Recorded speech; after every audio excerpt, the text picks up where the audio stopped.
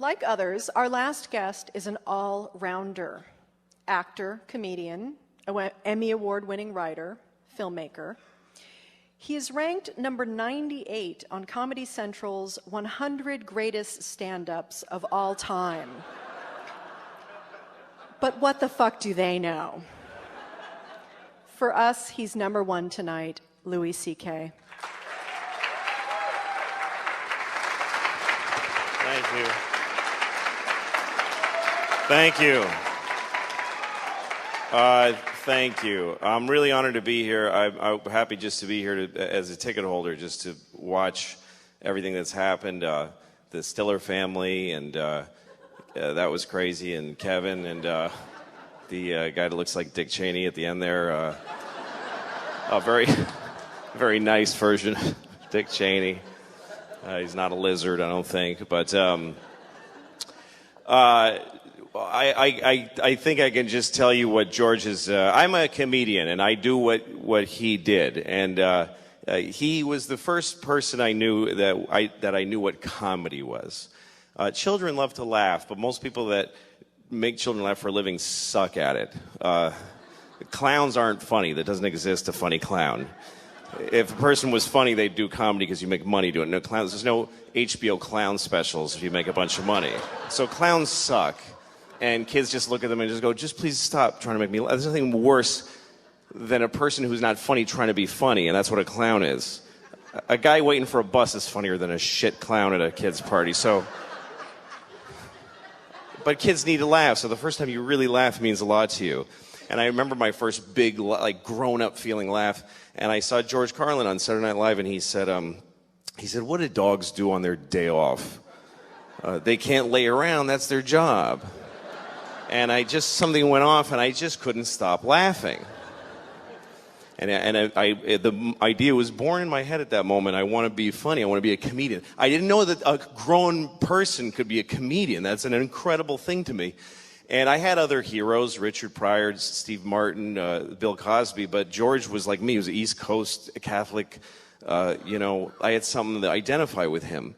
And the first time I remember getting a laugh, I was in fourth grade, and they asked the class, the teacher said, there are 3 bones in the skull. Name one. And I said, the noggin. And I got a big laugh. And I thought, hey, I could do this. I could be like George. So I started doing, right out of high school, started doing stand-up. Didn't go to college, didn't pursue anything else professionally, really. Started doing stand-up. First time I went on stage, I did a minute and a half, and I bombed. It was terrible.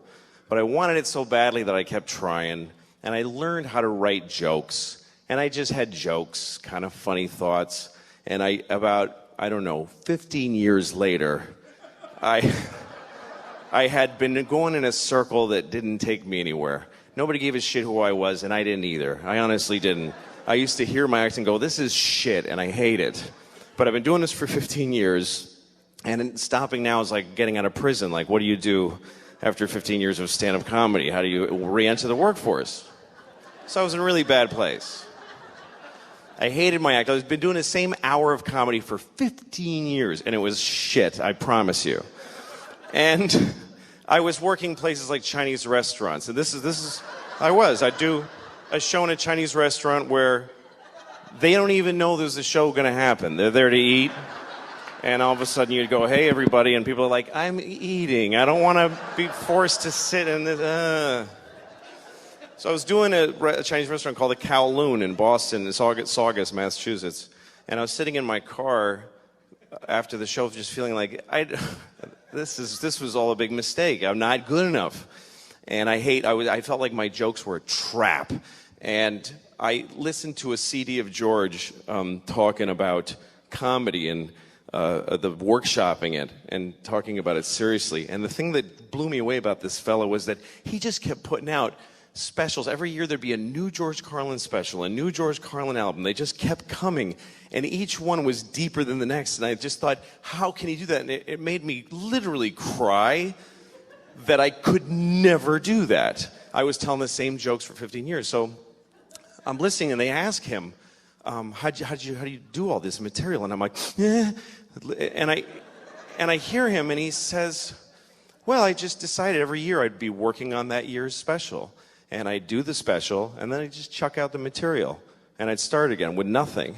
And I thought, that's crazy. How do you throw away? It took me 15 years to build this shitty hour. If I throw it away, I got nothing.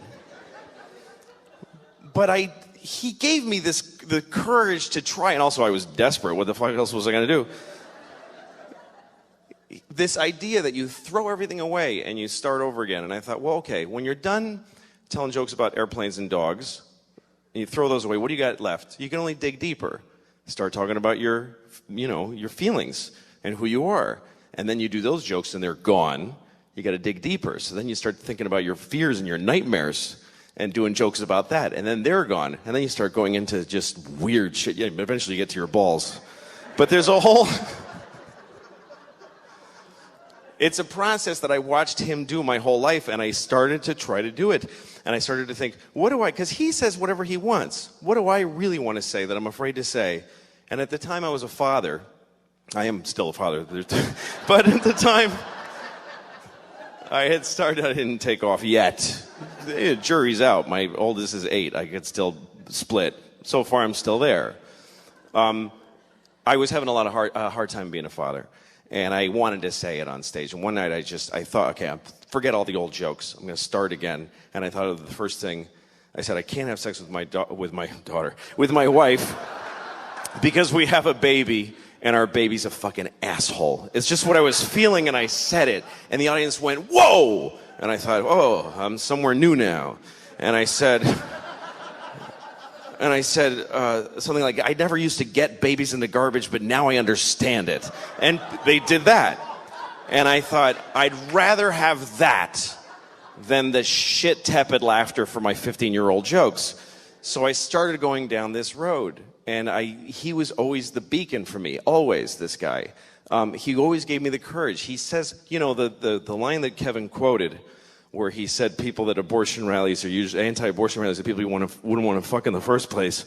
He opened a special with that at Carnegie Hall.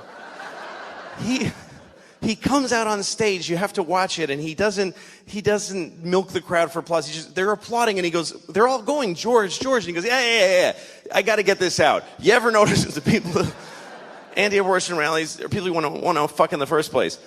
And most comedians would do a good half an hour of really sweet material and couch that joke in but he just had to get it out there. So he set that example for me, and that's the way I've done my act. And since then I've done 3 comedy specials, and I've started down the same road. It's been a massive change for me. I feel every year I've got something to work for. I'm doing exactly what he taught me to do, and on stage I feel a courage to say what I want to say because of this guy.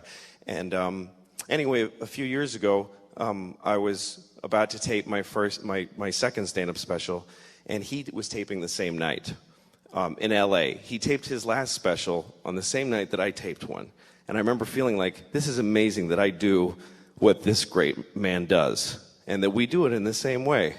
And he died, and he kicked me in the balls when he died. It really hurt.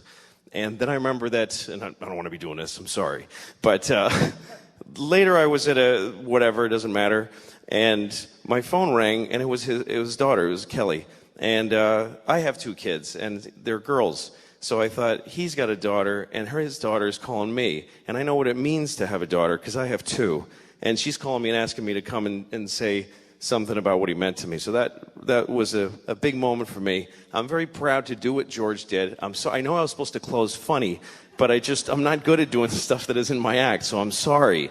But he was a great man, and anything that ever happens to me that's good is due to this guy. And I can tell you, because I do what he did, that it was really hard to say the shit that he did, and that it took a lot of courage. It was difficult.